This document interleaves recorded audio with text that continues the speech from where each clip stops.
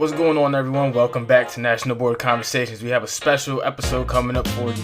On the eve of National Board Score Release Day, I have the absolute pleasure of speaking to the 2021 Teacher of the Year, Juliana Urtubey. We discuss her career to this point, her tour in the country as the Teacher of the Year, and much more. She also has a special message for those of you waiting scores. Okay, I'll stop talking now. Here's my conversation with Juliana. Hey Juliana, this is such an honor for me to speak to you, bro. We haven't spoke since 2019 at this point? Man, it's crazy to think about, but I'm glad to be able to finally get some time to sit with you. How you doing today? Eddie, I'm so happy to be here with you today. I know it feels like that time before COVID has stretched out into forever, but I'm happy to be here. Talking to you is a great honor for me because one of the things that makes me the most passionate about education is national board certification. So thanks for having me. Oh yeah, y'all listen, y'all passion makes me passionate. So let's go. Well, you don't really need an introduction. I feel like you're pretty popular, but we'll give you one anyway. What's your current role and job and a brief intro of what you do? You are going to make me blush. Everybody needs an introduction.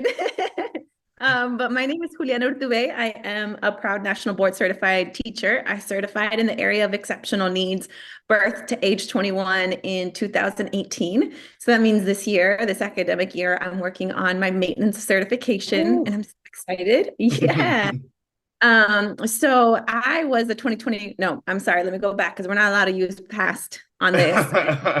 Always need to be like working on the way we speak about our practice. I am the 2021 National Teacher of the Year.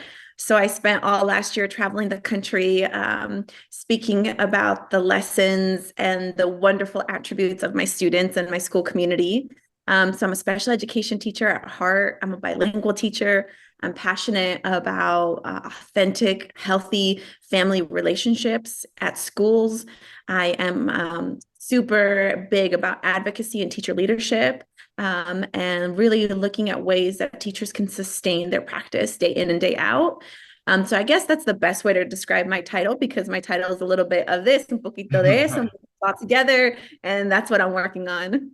A little bit of everything. All right, so we're gonna get to know Juliana outside of her title a little bit. So what are your 3 favorite foods? Ooh, okay. Number 1 favorite food, bandeja paisa, which is not a food, it's like a dish. It's from Colombia. And again, it has a little bit of everything in it, right? So you have like frijoles with white rice, you have plátano dulce, plátano maduro, then you have chicharrón, then you have morcilla, and it's a little bit of all of like our Listen, you traditional. getting me started. It sounded like home. My mom be cooking. Oh man. I know, it's my favorite thing. It's my favorite thing. I think number 2 would be sancocho, which again is another Colombian dish, which basically we get a big pot and we throw everything in there, the potatoes. It's kind of like a stew, but not really. I think my mother would be very offended if I called it a stew. But you throw everything together and then you serve it over white rice. And there's a pattern here because number 3 is arroz con leche, which is a dessert. You love you some rice, huh? I do. All right, so what are the last 3 songs on your Spotify playlist? And do you have Spotify? I found that a lot of our teachers have Pandora or Apple Music or Tidal. I do have Apple Music. Okay, so the last 3 songs on your Apple Music. Okay, we have some Santi Gold. Okay. That's like my song. That's like my pump you up song. I have been listening. It's not a song, but I've been listening to the entire last Black Panther album. Okay. Beautiful, start to finish. I count it as one song. And then the last thing I listened to is Marshmallow. Okay, what? Marshmallow? I'm trying to stay hip with the kids. Movies like 5 Steps Too Late. Oh, you're doing well. You're doing well. All right. And so the one sports team that has your heart, and if you're not a sports person, a movie you can recite line for line. Can I answer both? Go for it. Okay, so Colombia, World Cup. It's World Cup time. Happening. I know. We didn't make it. And, it broke my heart to read James, one of the most famous players on the team, talk about how his soul was broken because we didn't make it. Oh, man. And I thought that was beautiful and heart-wrenching. So it's been on my mind a lot. And a movie I can recite is Eurovision Fire Saga. Oh man, that is different, but I It's a like it. good movie. It's a Yes. good like restore your faith in humanity type music movie. Okay, okay. I like it. I like it. I like it. All right. So now we'll go back to the classroom side. Why did you become a teacher and why do you remain connected to education now? Yeah, I think that about when I was in second grade, I had a student that was like a peer in my class, and he had Down syndrome, and he had a one-on-one aide. And somehow I found myself being his second one-on-one aide, and just wanting to really build what I didn't know then, but what are now inclusive practices to make sure that he had friends and that he felt like part of the class and he authentically was part of the class. Fast forward to high school, there was an opportunity to be part of a future teachers class. And the athletic director, Scott Brown, was running it and he recruited me. Look, he had also recruited me for golf, of which I was terrible at. And I just drove the golf cart around. I mean, I didn't even know high schools had golf teams, but Man, listen, we took a golf session in high school once, and it was like, wow, this is really different than swinging a baseball bat, right? Like I was so used to swinging a baseball bat, and then swinging a golf, I was like, wow, this is a completely different thing. oh, I bet. I bet. But like that's the point of education, expose you to things that you normally wouldn't have tried. So this teacher taps me on the shoulder. I was like, me? He's like, yeah, you'd be great. So I enroll and I go to the schools to do the observations that we have to do as part of the class. And I see a bunch of kids that look like me and not a whole lot of teachers that look like me. And I saw an opportunity to build bridges, an opportunity for education to like reflect who the kids were. And I just was sold on that moment. I just was committed, and here we are. Look at that, young Juliana getting feet wet and teaching it. So, what do you enjoy most about being an educator? I love that being a teacher means you are committed to learning the rest of your life. We never know everything we need to know, but the people who usually teach us those things are students. I love learning from my students. I love learning from their families. I love learning from my colleagues. It's this idea of really being a lifelong learner that keeps me really excited to be an educator. So you talked about it. You certified in exceptional needs. What were some of your favorite lessons? I can understand. That's probably difficult to like put together like a cohesive lesson sometimes, just because things change literally by the second. So, what were some of your favorite things, favorite lessons to teach while you were teaching? So I really loved teaching my students all about their brain and all about understanding our emotions, and understanding how to navigate this world with our emotions in collaboration with others, right? So that's a big thing to teach elementary students with special educational needs. But this idea of I get to be well within a community of people who are well, right? And so I love teaching my students about how different parts of their brain impact their learning and impact their emotional wellness, but also how they can support other people in being well too. So we would do that in the garden. All of my favorite lessons take place in a garden Mhm. or in my classroom, but are garden related. So we raised monarch butterflies. We planted the plants outside. We waited for the eggs to be laid. We'd go catch the eggs. We'd raise them in my classroom. And for months, all of our learning would be centered around monarchs and learning about monarchs. And it was just awesome watching my students, like their curiosity and their awe just come alive. That sounds amazing. And It was so, fun. so like we said, you're national board certified. What pushed you to pursue, and what was your journey like? Did you stumble along the way? Look, I don't think you go down this journey without stumbling, and that's part of the process. That's part of the beauty is you get to learn so much about who you are as a practitioner, but also who you are as a person, what you believe you know, and then why you know those things. So I came up across national board at a time in my career where I was really wondering, am I an effective teacher? The principal observations and evaluations that I got once or twice a year said that I was, but how did I know that? How did I know that I was truly uplifting my students' brilliance by designing learning that would, right? And so I was having this conversation, and a lot of the times these conversations with teachers happen in this way that we say, do we stay or do we go? Is what I'm doing worthwhile? Is it worth it? And so this person suggested that I check out National Board. So I go and I check out like a cohort at a school, and I'm, flipping across some of the materials, and I'm like, this is amazing. You can tell it was written by teachers. This is speaking to me, right? But I'm in a room where it's all white teachers, and it's at a different school than mine. Most of them teach at that other school. And their conversations, the way they were framing it, just didn't feel right to me. I didn't feel like I belonged in that space. And I said, this is a really big commitment. I better feel like I belong in this before I take a leap. And I kind of left the room. And I think one of the teachers saw me, and she was probably concerned that I had had a bad experience. And she came out to talk to me. And she said, look, I just heard of this new organization that is supporting teachers. You might want to give them a call.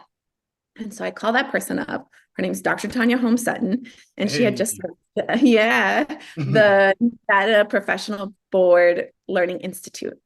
And she welcomed me with open arms. That's an understatement. I show up to that Saturday. I had never met this woman in my life. She gave me the biggest, warmest hug, and she said, and, for the first time, I was in a room with other teachers of color, focusing on how to improve our practice, how to improve student learning, centered with our identities. And I flourished because of that. I flourished because of that mentorship. And my journey was hard. I did all 4 components in 1 year. I've had to put a lot of other things in my life aside. I'm grateful for the support that I received, and I certified in that first year. And in that year, before I even got results, my practice was transformed for the better. So where anything was like hard and difficult, there's always 5, 6, 7, 10 lessons to learn from that instance. No, for real. And I think that sense of belonging definitely helps. And having that sense of belonging can help you persevere through things that you think might be tough, right? Like, because like you said, the process is tough. So being able having that sense of belonging, like, no, like I belong here, I can do this. Where if you don't feel like you belong, you will walk out like you walked out of that room where the teachers where you didn't feel like you belong. Absolutely, Eddie. And you know what I always worry about is when we walk out of those spaces, we walk out thinking something's wrong with us. There's nothing Right. wrong with it. There's nothing wrong with us. What's wrong are the systems that are taught to see us in like these ways, right? Of not seeing space as bountiful enough for all of us to be our truest selves, no matter where we are, right? And so, yeah, I learned that through that process. And what you experienced is something really important to amplify, because as teachers, our job is to ensure none of our students ever feel like that. No, it's important to have a sense of belonging, especially in like with how important school is. Like it's just an important space, and having everybody feel like they belong there is important. So how did becoming an NBCT impact your career? Like you said, previous to getting your results, you felt like you flourished. And so afterwards, how did it go? So I think what impacted me the most is I now had a framework to see my students through. I had a framework to see my practice, and that framework was the body of knowledge, right? So for folks who aren't familiar with it yet, it's standards that are specific to what you teach, 5 core propositions of what all teachers should know and be able to do, of which one of those is, really understanding equity, right? It's embedded in all of that. And then the third is this architecture of accomplished teaching. It's these set of reflective questions that you ask yourself and the learner together, you answer them about learning and what's next, right? And the whole thing centers your students. So I now had this lens, this framework to prove that I was an expert, to prove that every single decision I made in the classroom was for my students. And if it wasn't if it wasn't serving my students, then I had a lens to adjust and pivot, to redesign, to collaborate with my peers and their families, to be able to figure out, okay, how do I do this in a way that the student can really flourish? And so it impacted my career, my practice in that way. But then on a teacher leadership lens, it gave me kind of the and I use this word, with a little bit of strife, the authority to speak about education on behalf of educators, right? Oh, Because sometimes you need that stamp of like yeah, expertise in a way. It's like, no, like I know what I'm doing here. and that's why I wear my pin, Eddie. Look, I traveled the country all last year and I pinned over 200 teachers across this country that are national board certified that may or may not have received a pin. And I asked them to wear it because of what their students signified to them, what the power of our students being our best teachers means, what it means for us to listen. And a lot of teachers don't want to wear their pins because they feel shy. They're like, oh, I don't want to be boastful. I'm trying to fit in. But like Brene Brown says, fitting in is the polar opposite of belonging, Yeah. right? We want to belong as experts. We want to be ready when people have questions about how to improve education. We're ready because we've been listening to our students all along.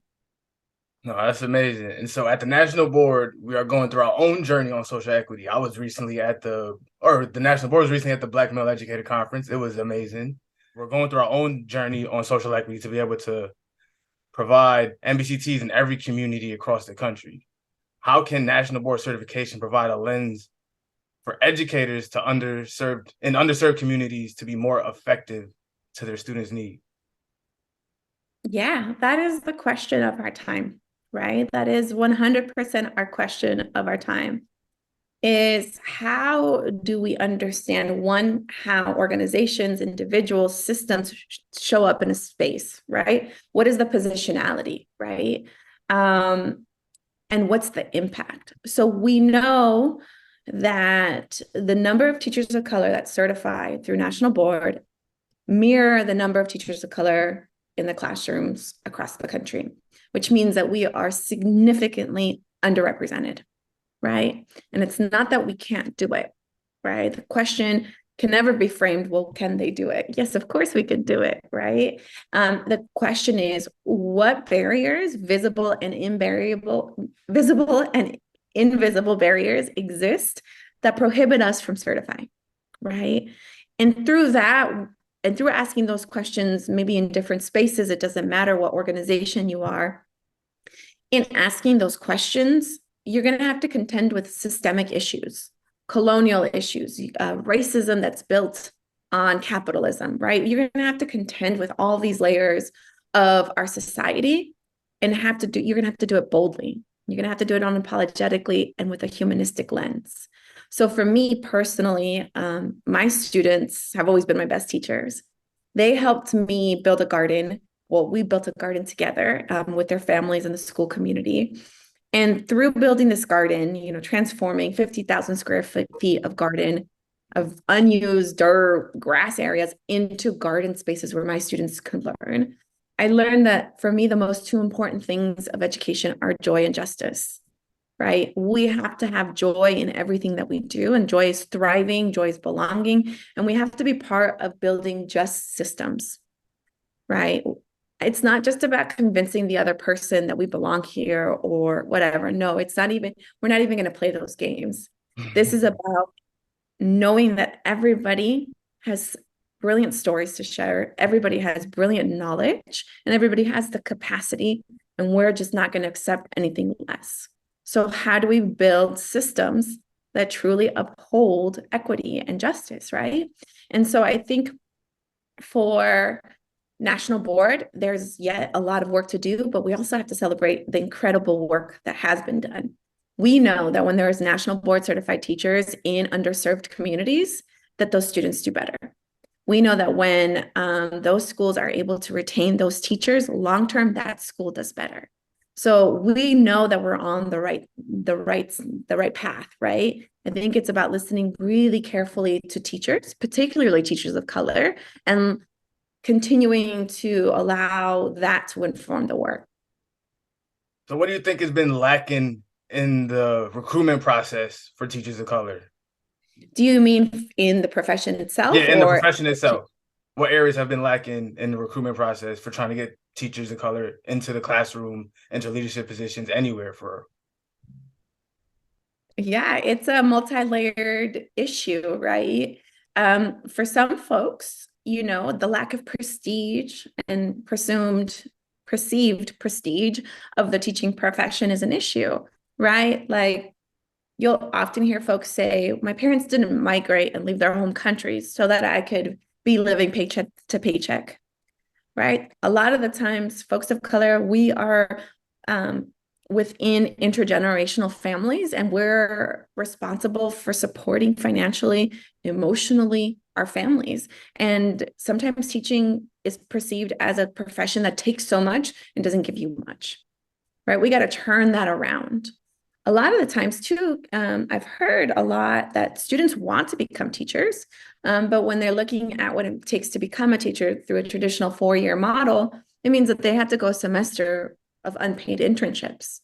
That's too much. They're not going to do it. So we've seen programs that say, well, we're going to pay you, come be a student teacher. And we've seen the number of student teachers increase, right? So I think that a lot of it is that. And then I think another part that's kind of hard to talk about for a lot of people is that either we or our families have experienced a whole lot of trauma in public education, right? Languages have been stripped from us, identities, assimilation is a powerful tool. And, those are just big systemic things. Sometimes, parents will tell me about issues that they had, times that they were treated really unfairly that have marked them forever. If that's the reality of so many people of color, I don't think it's fair to ask them to go into these same systems. What we have to communicate is saying, hey, these systems are changing. Hey, there is autonomy now. The purpose of education is to build youngsters to be their truest self, to be independent, to be collaborators, to be creative, to do all these things, in essence, to right those wrongs. And so I think that that's the work that we have ahead of us, right? Is how do we make schools a place where all people of color thrive? That's how we get more teachers of color. Our students have to see us happy. They have to see us loving what we do, right? To want to be teachers. Yes, and I think like environment is a big deal about that. I harp on this all the time. I was like, my school growing up, it felt like a prison. I would not have wanted to go back there to be a teacher, just based on the fact that they had concrete floors, steel doors. Like it was like this is just not an inviting place to come back and want to work. And so just little things like that from when you were a kid, like stick with you throughout your whole life. And so if we want to get more teachers of color in the future, we got to start when they're young. Yeah, for sure. Like you just went to the Black Male Educator Conference, right? What do you think? I know that you're interviewing me, but I'm curious. No, it's You learned cool. an incredible opportunity that you got to go. What do you think put those folks there? What got them to want to be educators? Man, I don't know, but I think framing what teachers are in a different way. Like you talked about at the top, like there's a lack of prestige around the profession. And I think shaping it in a way of you can build the future you want by being a teacher, is the way we need to start framing it. It's like, look, you can literally take responsibility for what's going on in the like that can or what can happen in the future. So that way you can go in the classroom, teach these kids, and you can show them how you want things to be done or how things might want to be done or how things should be done in our communities. And so I don't know, like framing the messaging around what a teacher is and then things like that are very and what comes from being a teacher, right? Like I talk about all the time, my third grade teacher, Miss Holmes, she changed my life just by believing in me. So if you show belief in a little kid, that could change his life. Yeah, and it's an incredibly important topic to have more Black male educators, right? Yes, like I watched a video on Twitter not too long ago about a black teacher, a black male teacher, lotioning up a little boy for his school day, for his school picture day. And like there was a lot of like terrible comments on it, but there was also so many awesome comments like, yo, we need more of this. Like other teachers just wouldn't know what to do with this. Like it was really cool. But then it was like, man, people are really negative towards teachers. And it's like, I can understand why people don't want to get into that profession because I don't know, sometimes it feels like you're being attacked all the time. Yeah, that is tough, right? And that is something that's so important about national board certification, right? This certification shows that we're experts, right? It's not just asking us about the content knowledge that we have, it's about how we apply that content knowledge within this understanding that our students need to be socially and emotionally well, right? And we see the whole picture. And so having national board certified teachers talking about our practice really elevates the profession, and that's the work, right? That's the work, is seeing that teacher who lotioned that beautiful boy's face. I saw the video, and the way he was beaming, the little Yes, smirk it with was so cute. I was like, yo, this is amazing. He was so happy. I was like, why y'all so negative? The little boy was happy, the teacher was happy. Like it was no problem.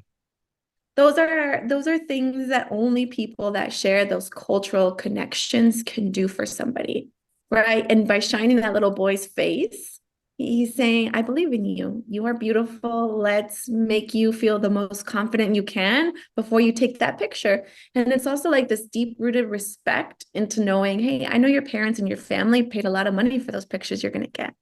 I Yeah. want to honor their hard work and their money by doing that, you know? So there's so much more that goes into that teacher's decision, right? This is what National Board is. National Board is asking teachers to dive deep in, why did you choose to put lotion on a little boy's face? The teacher made it as a, what seems to be a subconscious quick decision, but it's not.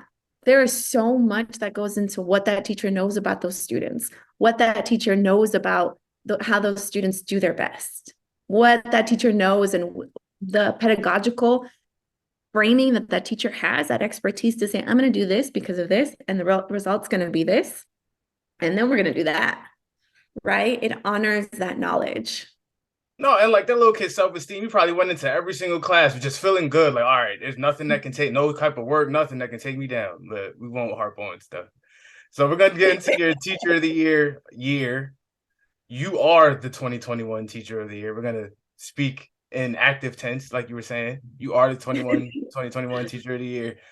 What was it like? Like you said, you traveled across the country, pinned over 200 teachers. What was your interview schedule like? What were you like? Just going to everything. Yeah, look, what I tell people is I try to be as transparent as possible. It was beautiful, but it was hard. That's the work of teaching. Sarah Brown Wessling, who's also a national board certified teacher, who's also the 2010 National Teacher of the Year, she directed the program from CCSSO, and she was like my mentor through and through. She was my friend. She was my teacher through the whole process. And she told me your classroom just got a whole lot bigger. And she was right. And so a big part of that was inner work. It was the reflection of, what is my story?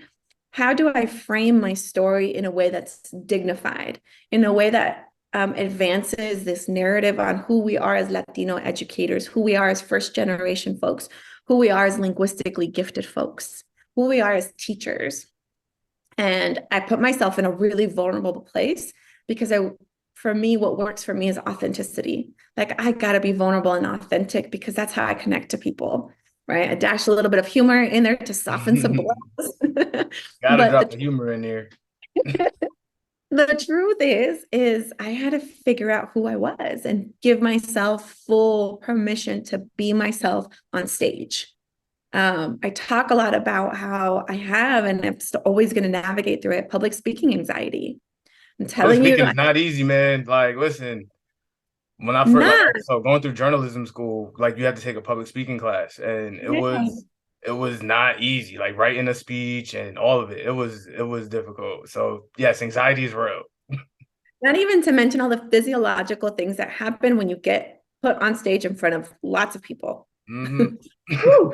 Just like some people like get the cold sweat, some people's stomach, some people's throat. Like, so I had to work through not just that, but why I had that.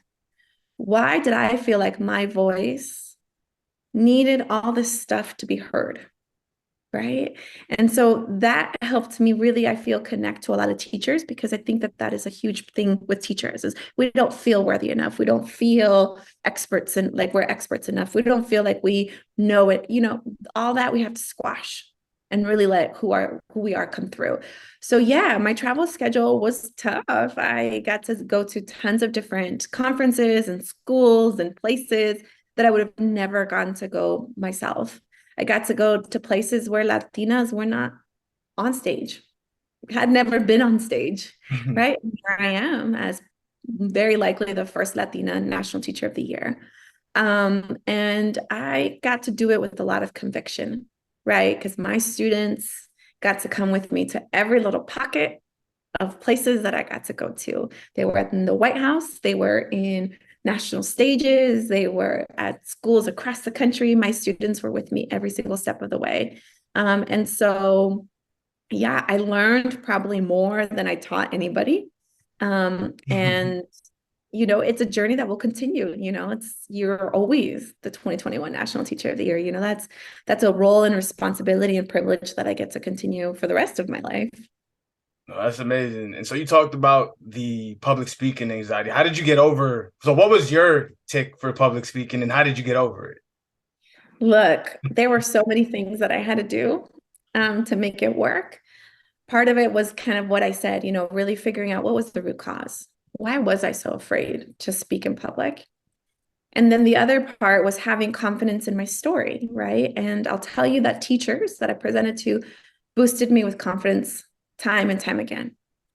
And I think what did it for me there was they would tell me how they connected to my story. I had Black teachers, I'm not Black, but I had Black teachers tell me that using the term linguistically gifted to honor their vernacular, right? To honor the way they're able to show up in spaces helped them feel better about themselves. I had teachers who, had similar stories of mine, like they were first gen too, and they were able to connect with families on a different way than nobody else on campus was able to, but they were the only person. So it was hard, right? Talk about a lot that, so we connected. There was teachers who I didn't share very much cultural connection with, but our students did. Right. And so the strategies, the tips, the stories help them see their students in a different way, And so I think that teachers just constantly fed me with confidence because I was connecting, and I think that helped me say, okay, my story, my voice isn't exceptional, right? It shouldn't be like 0.01% of people have something to say. Everybody has something to say. Everybody has something to teach you. Everybody has an incredible story. And mine was just one of many. And so that kind of helped me. And then a lot of meditation, a lot of deep breathing, a lot of like physicality when I stand on stage. Like I'll lean forward, I'll talk louder, And I think the last thing I'll tell you about it is that I think I also learned how generous and kind people are as individuals, but also as collective audiences. So if I needed a moment, they were going to give it to me. And then I started saying, hey, I'm going to cry in my speech. I don't need to be rescued. I'm going to be okay. But if you're one of those people who likes to cry and you're going to cry with me, I thank you in advance. Right? You had tons of people crying, not because I was saying anything so enlightened. It was Your because words make people cry. Like, shout out to you. But you know what, Eddie? I think what it was we were giving ourselves permission to be ourselves in spaces where we don't do that often. And so we got to experience things that we had pushed down and we got to just be ourselves, so that's what helped me work through it. That's dope. And so being yourself, if you had to sell the teaching profession to someone looking to get into it in 1 to 2 minutes, what would you use as your elevator pitch? Yeah. I would tell them that what I hear teachers saying most often about why they became teachers is they want to be the teacher that they never had. They want to be the teacher that students need. And there's something inside of them that says, I can do that. I can be that person, right? And if that's something inside of, if you're considering being a teacher, you got to listen to that voice because there's no profession that is as rewarding, that is as challenging, that is as beautiful as teaching. I believe that teaching is a pathway to social justice. It's a pathway to building a world that truly humanizes everybody so that everybody can thrive, right? And that's why I'm a teacher, because I sincerely believe in humanity and also because it's so much fun. You're never going to get told in any other profession that you're beautiful, that you're cute, as much as students are going to tell you. You know, when they slip little notes into your pocket and you get home and you read this little note that you had forgotten about, and the students thanking you for a silly thing that you didn't even think was so important, but for them made their day. Those are the moments that you're like, okay, yeah, I know why I'm doing what I'm doing. You know, so it's granular, it's molecular, but it's also like universal. Teaching is the backbone of our society. All right, we like it. We like You want to it. be a teacher, Eddie? Did I I've convince thought you? about it, but I'm not sure. Let me know if I convinced you. Otherwise, I got to go back to the drawing board with my 2-minute elevator pitch. All right, I'll let you know when I'm in the classroom. I'll become national board certified too.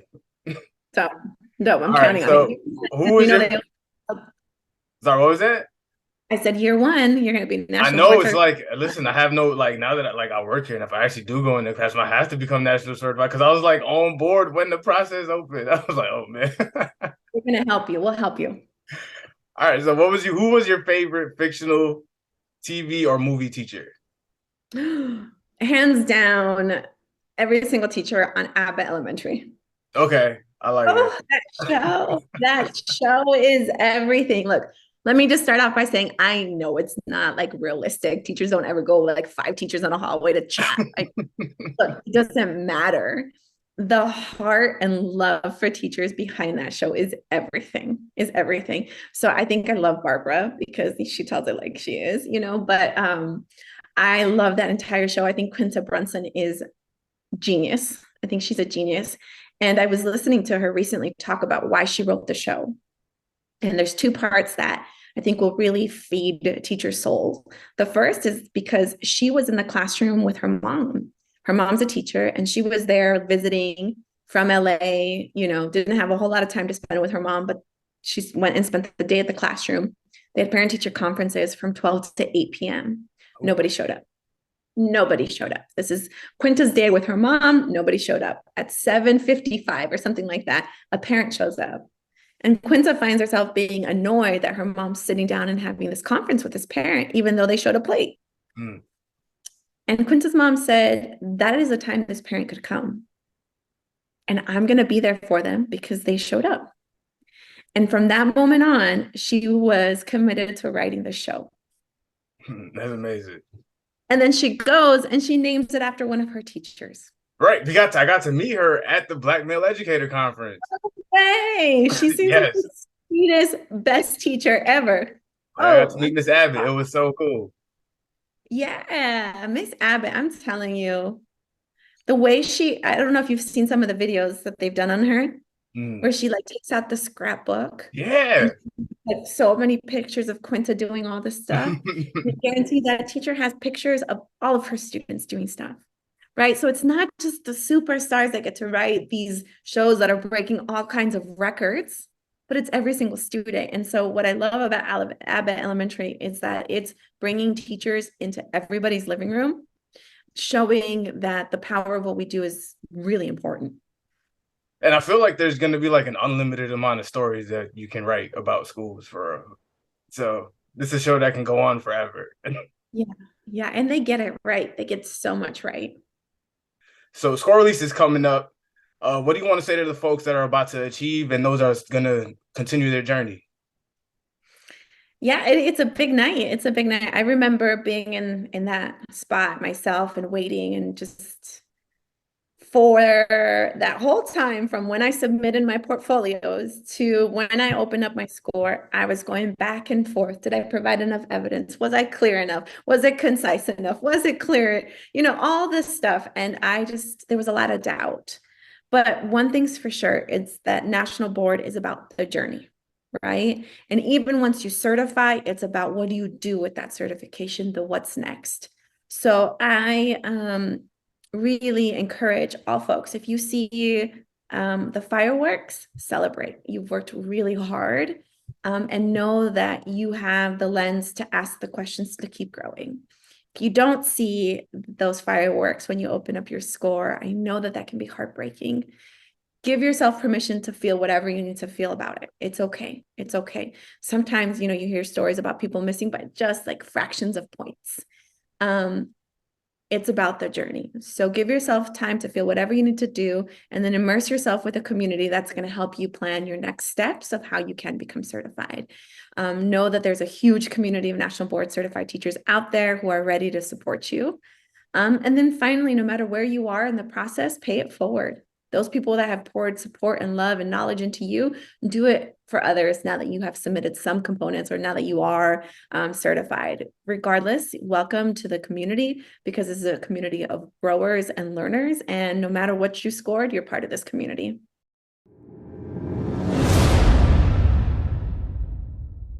No, that's good. All right. So we have a feature on the podcast called the shoulder tap. It is when you give a tap on the shoulder to someone and let them know they are ready to become National Board Certified.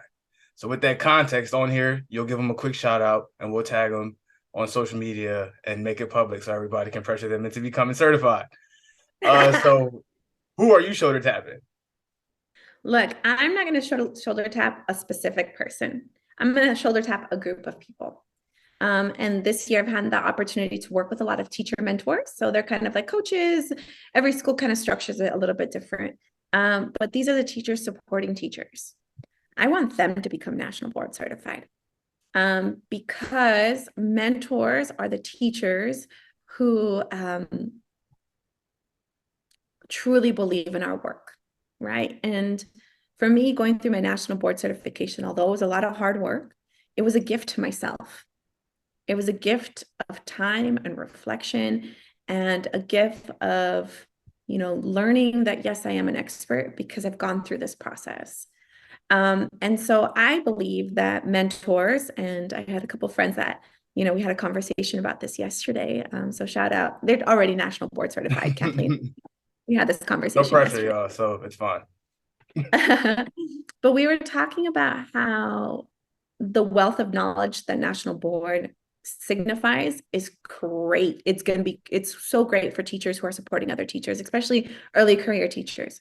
I can't imagine what a different teacher I would have been if year one I sat down and read the standards for exceptional education, what I needed to know how to do, right? Or if from day one I started using the architecture of accomplished teaching for lesson planning every single one of my lessons, I would have been a completely different teacher and a better teacher right off the bat, right?